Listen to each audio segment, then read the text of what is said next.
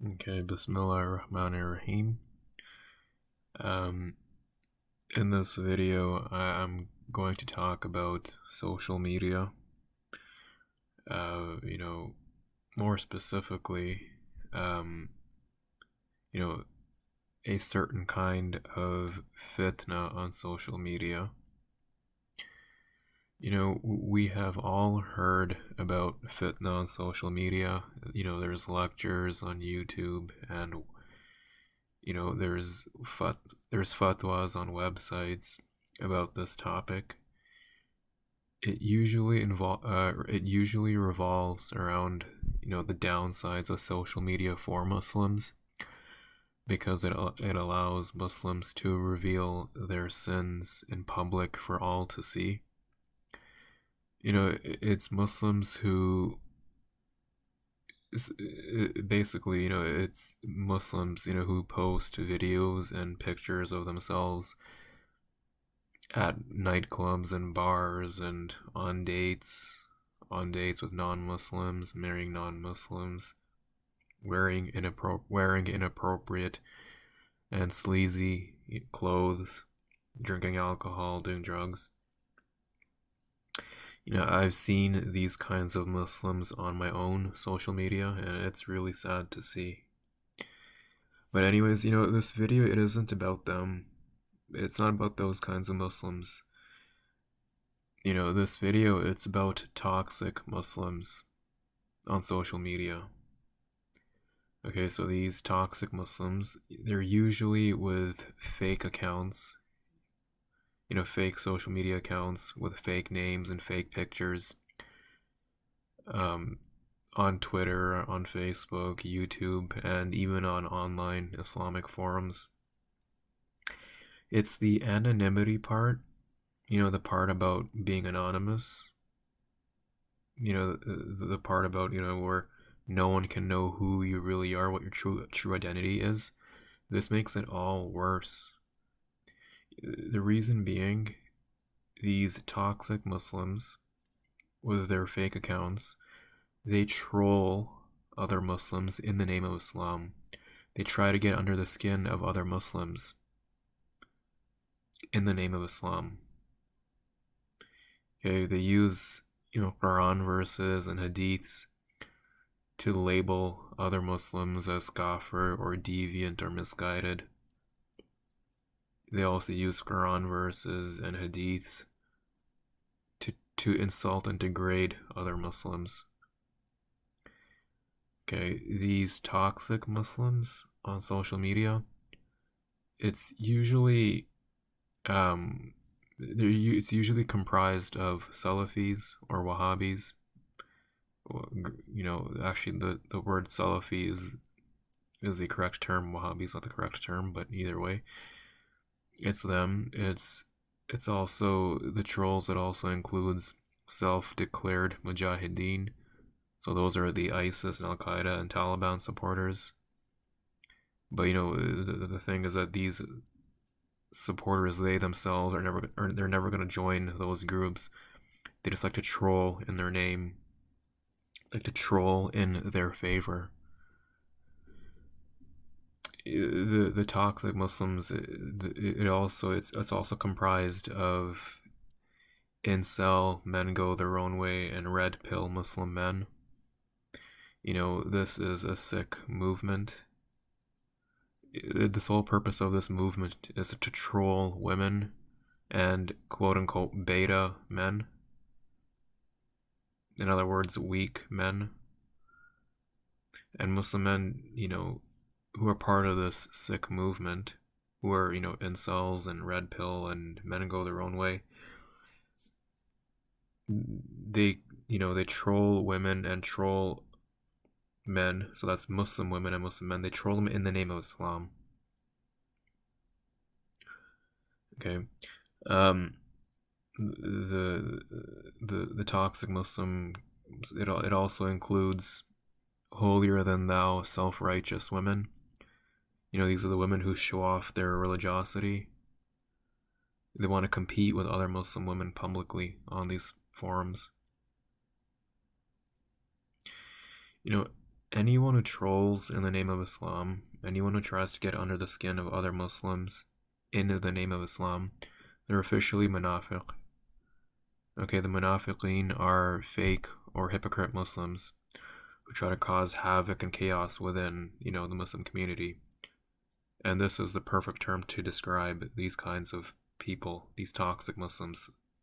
It's the best way to describe them. They're munafiqeen for what they do, for the actions that they take online, how they behave online towards other Muslims.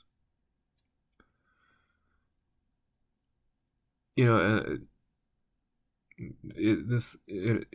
also includes, we're still talking about, toxic Muslims online on social media. It also includes Muslims who see other Muslims sinning, and then they call them out in public, in the open, for everyone to see.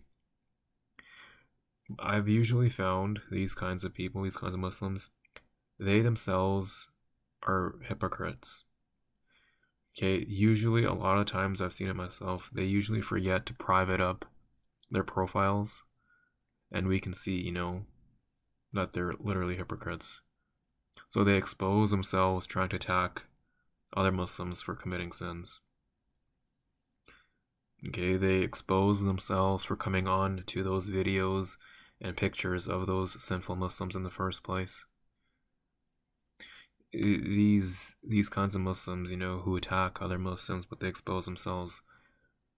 It's usually, so it's got those fake account Muslims, the ones with fake accounts, but it's also Muslims who don't have fake accounts, and it's usually, men without beards. They have no beards. They usually have Western style haircuts, and they're in Western clothes, and they take so many selfies of themselves. If it's women who are attacking other Muslims for sinning, and if they themselves don't have a fake account, right? If they're true accounts and they're women, then it's pictures of them all covered up in niqab or burqa or jilbab. Or if it's not that, then they will have pictures of Quran verses and hadiths and, lectures of Islam by other scholars. These are the holier than thou women I mentioned a little earlier in this video. They think they're so special, and they think they're superior to other Muslim women. These holier than thou, self-righteous women, they enjoy simping for attention. They want attention. They do it because, they know they can't show off their bodies or their looks. So they look for attention in other ways. And social media has opened the floodgates to this. Okay? If you read any kind of psychology studies about, women, you'll find some studies that show that, there's women who love putting other women down. They like bullying other women, and they do this because they want to compete for a high status, right? They want everyone to know who they are. And in the case of these Muslim women, they want everyone to know that they're the best kinds of Muslim women. They think that no one can reject them or object to them because they wear niqab and they wear jilbab, and they portray themselves as the perfect housewives, or future housewives if they're not married. They think no one can object to them because they're just doing their quote unquote, this is in quotes, they're doing their Islamic feminine duty. End of quote right there.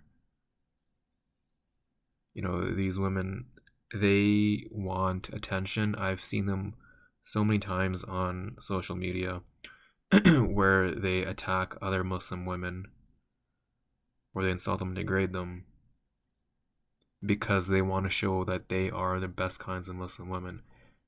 I've seen it so many times.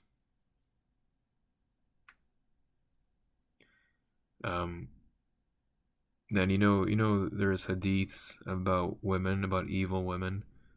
I honestly think it refers to these kinds of Muslim women because they're all covered up head to toe.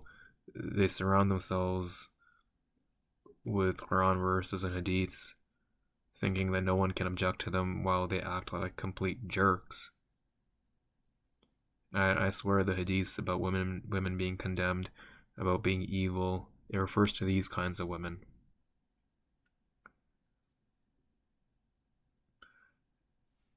I'm telling you right now, these kinds of women, they're ridiculous and they're misguided. Men also bully too, obviously, but men's bullying is more physical. Women bully through words and through mind games. Again, they do it for status. They want everyone to know that they're the bells of the ball, that they're the kinds of women that men should want. And these self-hating, holier-than-thou niqabi and these women who wear niqab and burqa and jilbab and hijab, these women are just like this. They want to compete for high status. They want to be the bells of the ball. Obviously, I'm not talking about all Muslim women who wear burqa and jilbab and niqab, but there is a strong correlation, if you're on social media, of Muslim women who are covered head to toe, or they portray themselves as being covered head to toe and hidden away from society. There's a strong correlation between these kinds of women and bullying and insulting other Muslim women. I haven't seen anyone more vicious and self-righteous than these kinds of women. I've been on social media, on Muslim social media more specifically, for about 7-8 years now. And honestly, these kinds of self-righteous women, they really stand out for their viciousness and aggressiveness and wanting attention. No one abuses Muslims more than other Muslims. Islamophobes and racists, they don't come close to toxic Muslims on social media. Also, the effect that toxic Muslims have is not the same as these racists and Islamophobes. The reason being is that these toxic Muslims on social media, they bully and harass and insult and degrade. They do all this in the name of Islam. They do it in the name of your religion. They use Islam to hate on other Muslims. Okay, obviously Islamophobes and racists are bad. They're bad people, but they're non-Muslim. They're on the other side. Okay, it's expected that they'll behave this way if they're on the other side. But these toxic Muslims are supposedly on our side while also attacking our side in the name of Islam. Okay, they think they're better than other Muslims. They think Allah will pick them on Judgment Day. One comparison, between these toxic Muslims and Islamophobes is that they both like to use, shock effects.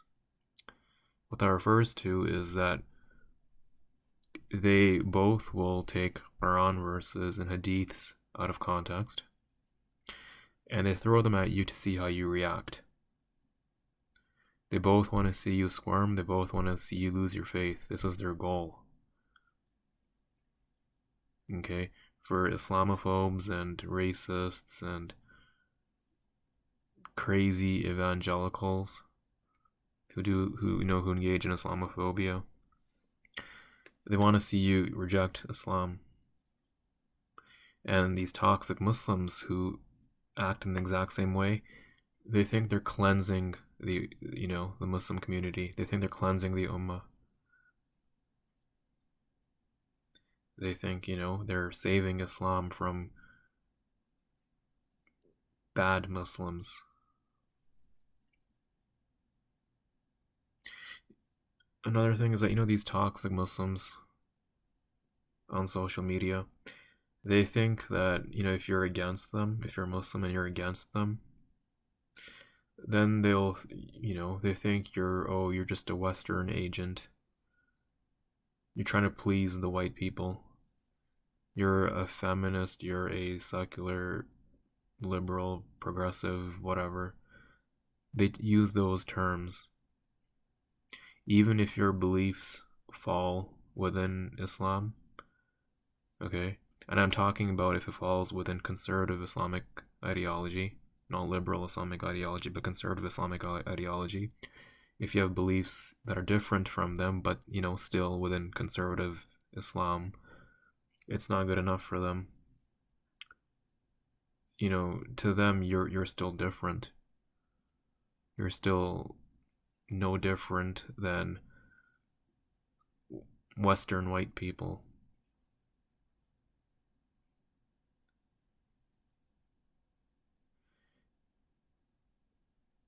Um, you know, just continuing with the list, there's also toxic Muslims on social media who try to trick others into learning Islam.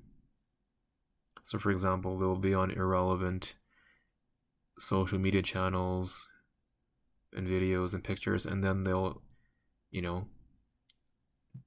illogically link to Islamic videos on Islamic websites. This doesn't help spread Islam, it can cause more Islamophobia. They should leave the spreading of Islam to people who actually know how to do it. They should leave it to Muslims who know how to interact with non-Muslims and how to defend Islam when necessary. These Muslim trolls, should leave all of this to them, okay? Because it honestly looks so dumb and so stupid. If, for example, you're on a sports video and you see a Muslim on social media who just drops a link to an Islamic website, it makes no sense. And often, if there's a comment, if you can reply back to these people, the comments towards these people who drop, Islamic links and stuff, it's always negative.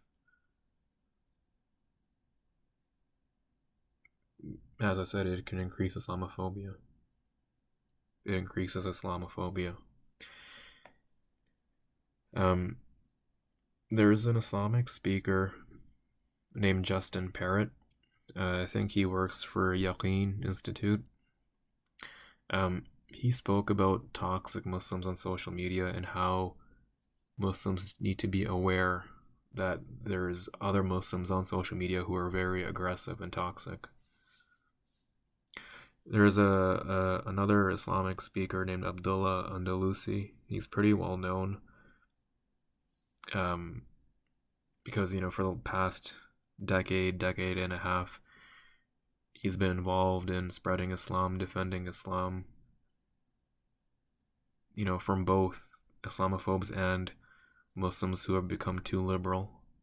And he's done a good job of defending Islam. He himself, he quit social media. He said on his Twitter account, if I remember correctly, that there's too many negative and toxic Muslims on social media, and he had to quit. There's so much dishonesty and misinformation that toxic Muslims spread on social media. I've seen it repeatedly over and over. I've seen extremist content on social media that lie about other Muslims. For example, I've seen on quite a few Facebook pages and Islamic forums that, Muslims who live in the West, we're somehow Israeli agents, we're somehow we're Hindu agents.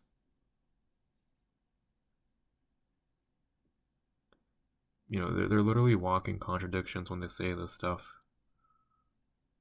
They're literally walking contradictions when they attack us and insult us and degrade us and say we're Islamophobes trying to attack Islam. Do you see the irony right there? I've seen it. I've seen toxic Muslims on social media lie about other Muslims. It's well known to many Muslims that, the Muslims who are liberal and secular and irreligious, they're embarrassed that Islam isn't progressive enough, that it isn't liberal enough. At the same time, you will find the toxic Muslims, they're also embarrassed that Islam isn't conservative enough for them. Okay? I've seen them take Quran verses and hadiths out of context on purpose, because putting it into context, it's not conservative enough for them. Here's a few examples. Okay? There's a verse in the Quran that tells women to stay at home and only go out, when necessary. This Quran verse was a direct commandment to the Prophet's wives only. It was directly commanded to them.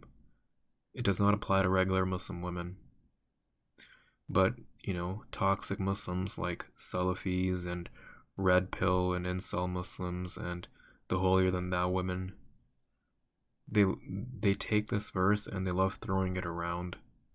They purposely do it, and they're purposely being dishonest, because they say, oh no, it applies to all Muslim women. They say, oh look, the Quran here says Muslim women must stay at home. But again, it was a literal commandment to the Prophet's wives only. And I've said before, I myself am not a liberal or progressive or reformist kind of Muslim. I am a conservative Muslim. Okay? But this verse of women needing to stay at home, you can look at any commentary of the Quran. You can look at classical commentary from the Middle Ages, or you can look at, the most modern ones. They always say that this was a direct commandment to the Prophet's wives. There is no arguing about this. Another way you can look at it is the verse above this verse. It says that women cannot remarry. Women cannot marry again after they have been divorced or widowed. Does that apply to regular Muslim women? Think about it. No, it doesn't, because this verse also was a commandment to the Prophet's wives only. It was a commandment to them. When they got divorced or widowed, they couldn't marry again. Okay. You can look at, the commentary why this was the case, because men would probably, want a high status and marry these women who were the ex-wives of the Prophet, peace be upon him.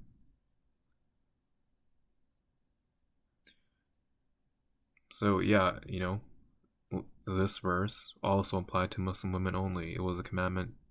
My mistake. This verse was a commandment to the Prophet's wives only. It was for them. These two verses, the verse about not marrying again after they have been widowed or divorced, and the verse about staying at home, direct commandments to the Prophet's wives only. These verses only referred to them and not regular Muslim women. You can also look at polygamy. Okay, if you read the Quran, polygamy, when it's talking about polygamy, it talks in reference to orphans at the time. Okay, at the time, many men died due to wars and diseases, and there was women and their children. At that time, there was no government that had, a social welfare system at that time. So obviously polygamy was needed. There were, widows who couldn't protect themselves or their kids, because usually at that time, there was a high illiteracy rate. They couldn't read or write. There were no daycares. There's no police. There's no, schools. There's no universities. There's no phones. So obviously, men needed to, marry these widowed women with their kids to give them, a support system. It made sense. No one's going to deny it. But, these toxic Muslims, the Salafis, the red pill, incel, holier than thou women, they say, polygamy is meant for all times and for all situations. They literally ignore the context in the Quran about polygamy. You can read it yourselves. It literally says, when it's talking about polygamy in reference to orphans, it literally says that. But these toxic Muslims, they don't care because it's too liberal for them. They have to take it out of context. Taking it out of context makes it more conservative. I'll talk more about polygamy in another video, but this was the context. This was the context. This was the reason for polygamy at that time. It's a context. It's a verse that requires context. Another thing that these toxic Muslims do on social media, they use data and statistics about the West, from the West about non-Muslims and their behaviors, about sex and alcohol and drugs and divorce, and then they apply it to Muslims. It's done, to separate us. It's done to separate the quote-unquote good Muslims from the quote-unquote bad Muslims. It's done to separate the good Muslims from the bad Muslims in their heads.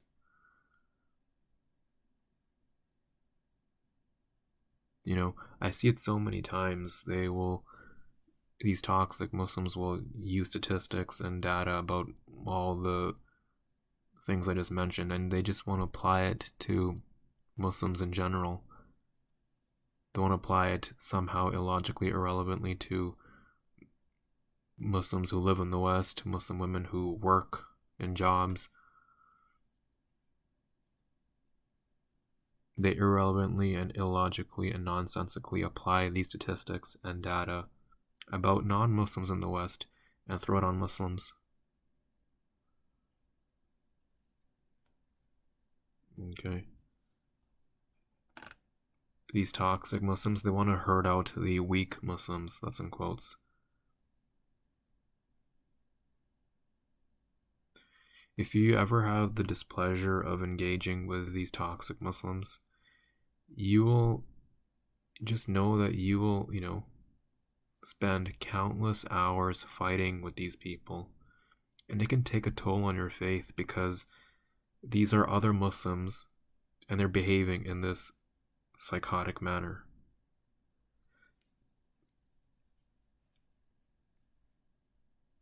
If you're on social media and you're a Muslim, and you enter into the Muslim sections of Twitter and Facebook and YouTube, you find these people. It's hard to avoid them.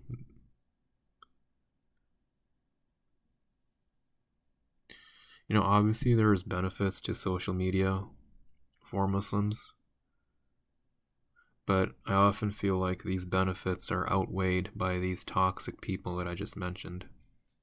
By these toxic Muslims.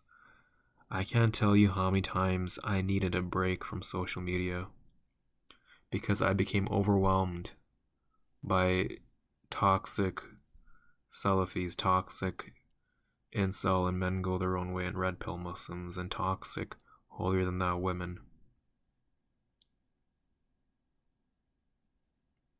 And it's so unfortunate because,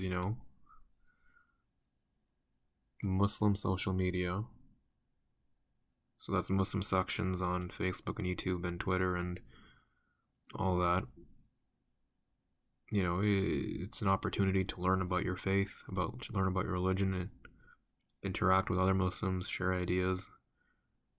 But it all goes to waste when these toxic people are around.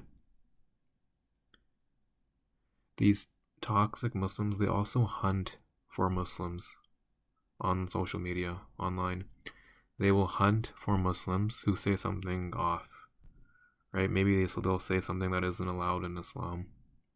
They hunt for them, and then they try to get other Muslims like themselves to gang up on them. Okay, so for example, they'll find a Muslim on Twitter who said something, maybe, something that isn't allowed in Islam. They'll retweet what they did, and these toxic Muslims with their friends and whatnot, they will raid the account of that person and, just bother them in the name of Islam. That's not even how you correct someone in the name of Islam. You don't even act, if you want to correct another Muslim, this is not how you do it.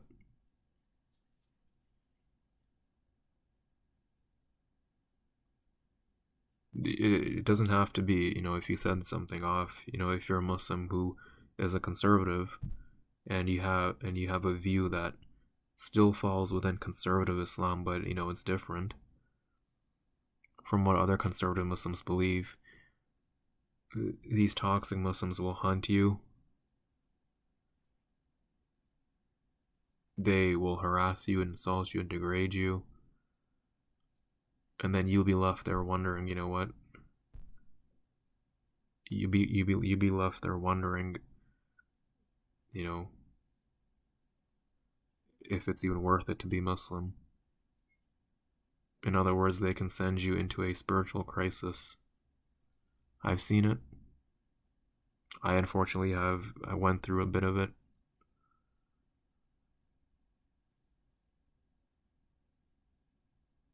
This is exactly what Islamophobes do, as I mentioned. There are just flat out crazy, sick, psychotic people on social media and the internet in general. We all know this. We've seen movies and TV shows, and there is academic papers about crazy people on the web, crazy people on the deep dark web, crazy, deranged, sick people. Unfortunately, this category of crazy, sick people, it includes Muslims too. And what makes it all worse is that they try to justify their behavior in the name of Islam.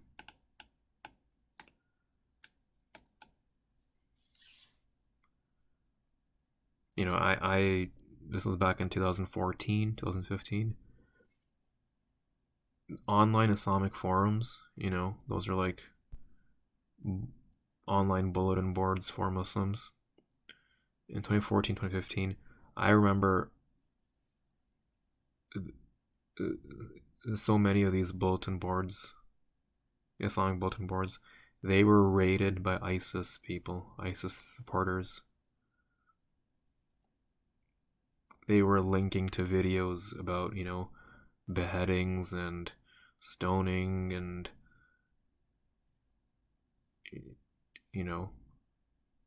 guns and bombs, and they're just crazy, sick people who did that stuff. Okay. We know that, every time there's like a school shooting and whatnot, and you listen to the news, they'll say, oh, this school shooter, he was a member of this online social media website where he posted pictures of guns and violent stuff. Well, you know what? There's ISIS supporters who do the exact same thing. Fortunately, they've been herded out, they're not as common anymore. But you would see sick stuff that they would post. And I remember the moderators of these Islamic bulletin boards, they were having a tough time controlling these people. They were having a tough time banning these people because there were so many of them.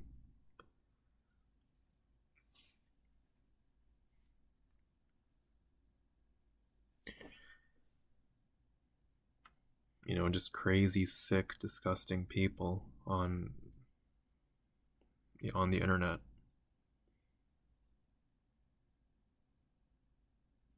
Crazy, sick, disgusting ISIS and Al Qaeda supporters. They exist. They're still there. The police are, watching them, but they're still there and still scary to see the stuff that they post. I saw it myself back in 2014, 2015. Crazy sick ISIS supporters on online Islamic forums, making takfir on other Muslims, so calling other Muslims a scoffer.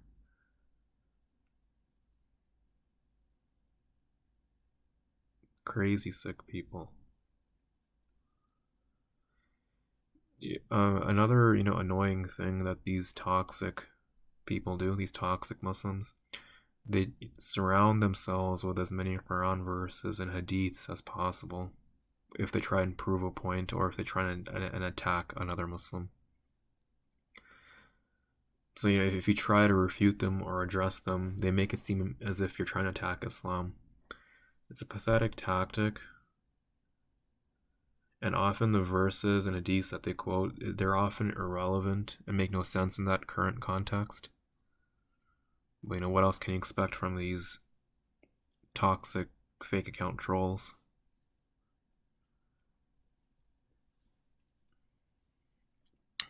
One thing I just don't understand, I find it hilarious. The toxic Muslims online with fake accounts, fake names, fake pictures, they always say they're standing up for true Orthodox Islam. But why are they hiding behind fake accounts? On Twitter and YouTube and Facebook, you can see when they made their account. It's usually, pretty recently made, these toxic people. The reason being is these toxic people, their accounts are usually suspended, so they often create other ones.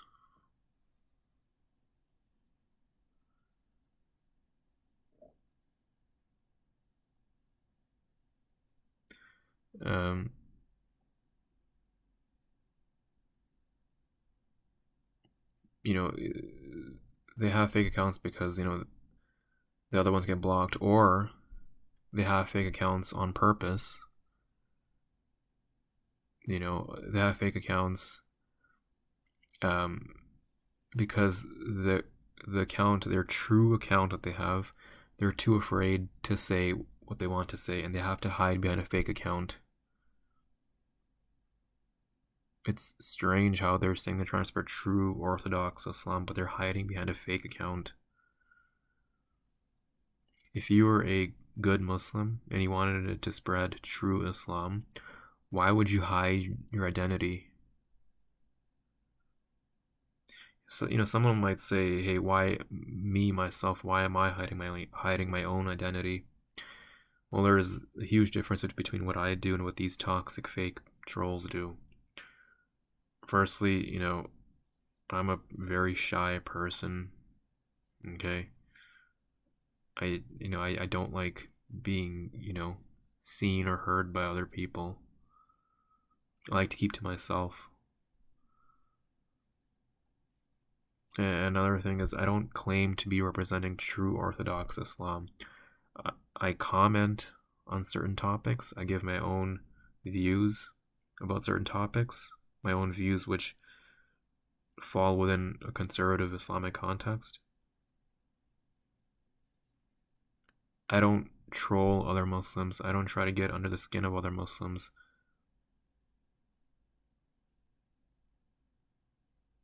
Okay? I don't do that because I'm not a munafiq. I'm not a hypocrite. Something else I wanted to add quickly. It's slightly deviating away from the purpose of this video, but it's still in the ballpark. It gets so tiring seeing Muslim, apologists and academics and those who do dawah when they start fighting with other Muslim apologists and, sheikhs and those who do dawah. There are so many celebrity Muslims on social media who call people to Islam, yet they often fight with other Muslim celebrities who do the same thing. It all just gives mixed signals. Any sheikh or scholar you listen to, if you Google or YouTube their name and you add in a keyword like heretic, you'll get, a lot of content which, you know, calls that sheikh out. It's Muslims who make videos and who have, websites and whatnot. They insult the sheikh or degrade the sheikh because they don't agree with what he said. These people, they don't do the ummah any favors. And sometimes you have toxic fake accounts on both sides. Both sides are fighting and they want to reserve Islam for themselves. They're defending their favorite sheikh. And then the other side is defending their favorite sheikh. They're fighting with their fake accounts. Nothing good comes from this. There's Muslims who hate Naman Ali Khan. There's Muslims who hate Omar Suleiman and Yasir Qadi. These are Muslims on social media who hate and insult these well-known Muslim scholars. They kind of want to replace these scholars with their own scholars, who are usually like Salafi, or the few scholars who have unfortunately become part of the red pill incel men go their own way movement. The red pill men go their own way incel movement, it's a deviant movement. You don't even have to be a practicing Muslim or Muslim at all to realize that these people are just screwed up in the head. And you know what? They're not even Muslim at all, because this red pill incel men go their own way movement, it's kufr. They're all linked to mushrikeen pagan ideology. They're all linked to mushrikeen pagan ideology. I said it twice. I'll talk more about these people in a different video.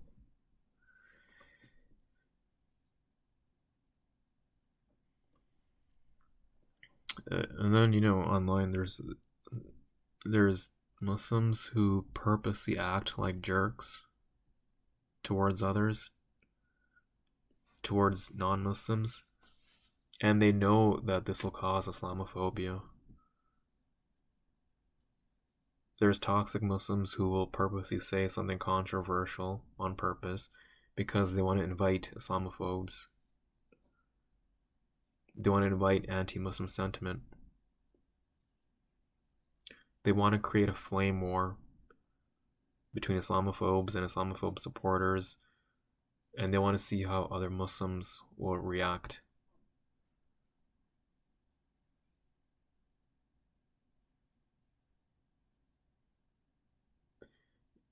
Sometimes if you get caught in that, I mean, it's you're put in a very difficult position, because the toxic Muslim who started it, they were purposely acting like a jerk, and they know it, and they know Islamophobes are coming. It's a sick thing to do, but there's Muslims online who do it. They get pleasure from it.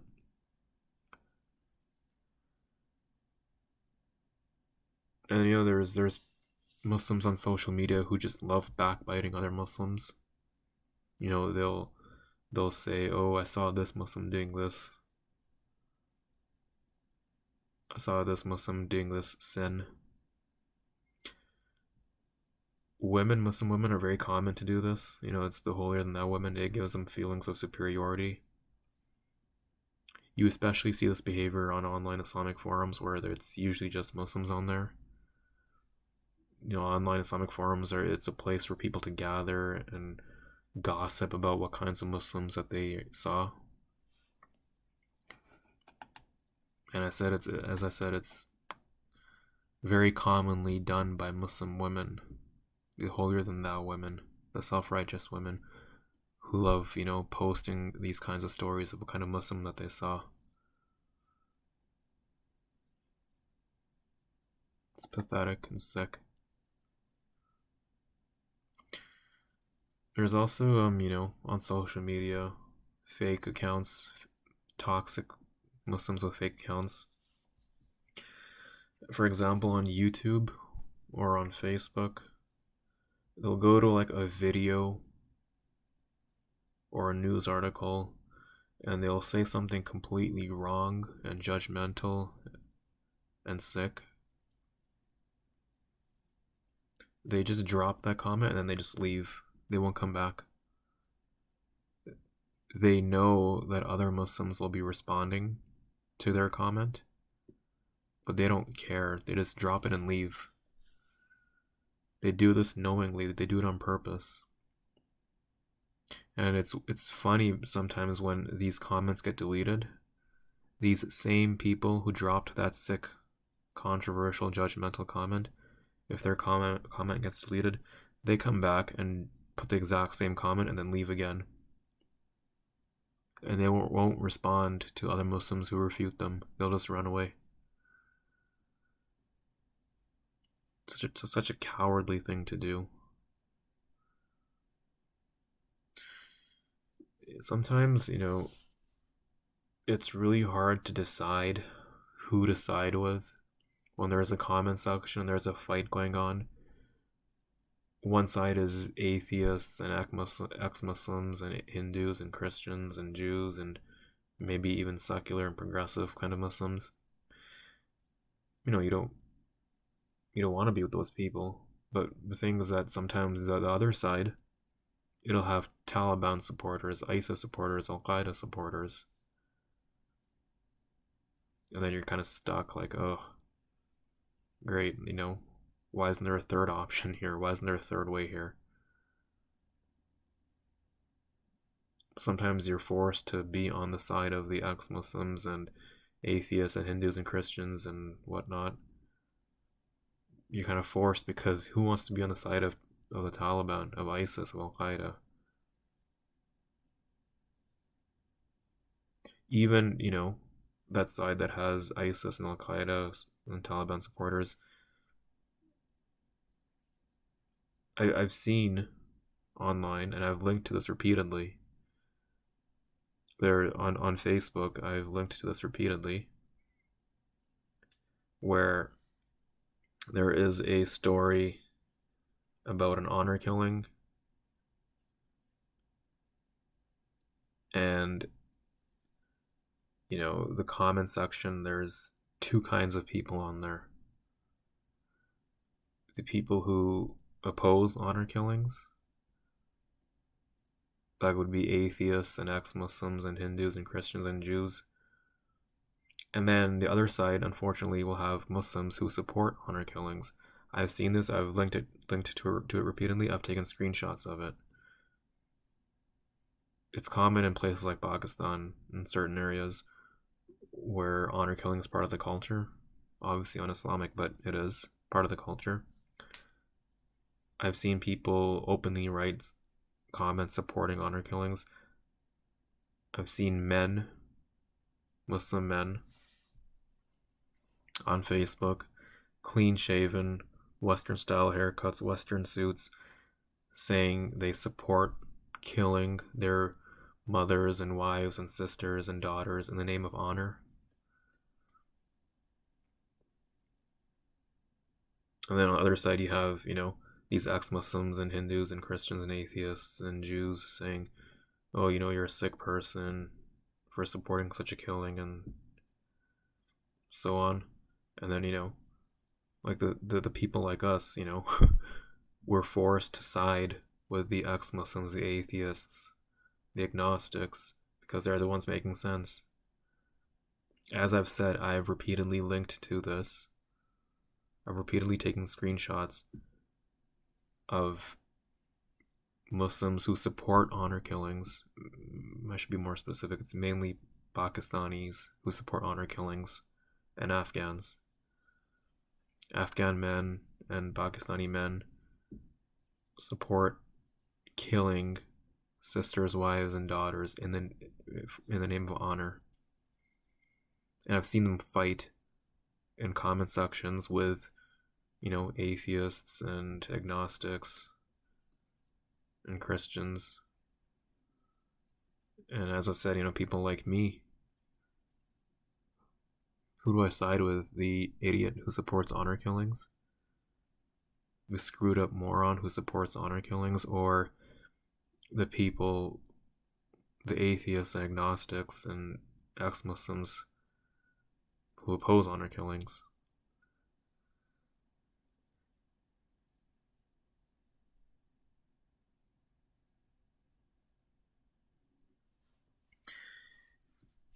On social media, Muslim social media, Salafis are obsessed with social media. They're obsessed with having social media accounts. They're obsessed with, other Muslims knowing that their way is the only true way. They're social media hoes. That's the correct term to use. They're hoes. They control a lot of Muslim social media, like a lot of Twitter, a lot of Twitter accounts. They control a lot of online Islamic forums. They're obsessed with being online. They're obsessed with being known. They want to crowd out all other kinds of Muslims that they consider to be heretics or even kafir, even non-Muslims. Salafis are well known for their takfir of other Muslims. They're well known to call other Muslims as kafir. And they often use social media as a platform to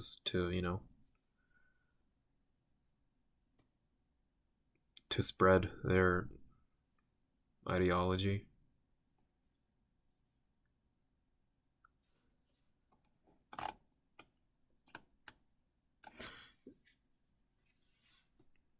As I said, if you're a Muslim and you want to, learn more about Islam and interact with other Muslims, so, you want to join online Islamic forums and you want to connect with Muslims on Twitter and Facebook, you will run into these kinds of sick people. It's guaranteed. You will run into sick, toxic kinds of Muslims. I often feel for those Muslims who might not be as practicing, or if they are practicing and they want to expand their knowledge of Islam. I really feel for them when they run into these kinds of toxic Muslims.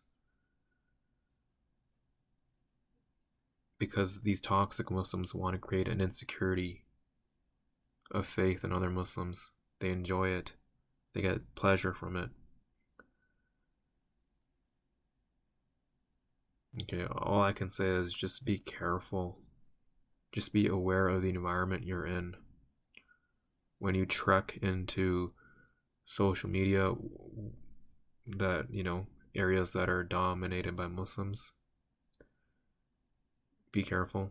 It's easy to detect when you've come into contact with a toxic troll Muslim, a Muslim who is a toxic troll. It's easy to detect them from their behavior, from the way that they write, what they're saying, their newly made account.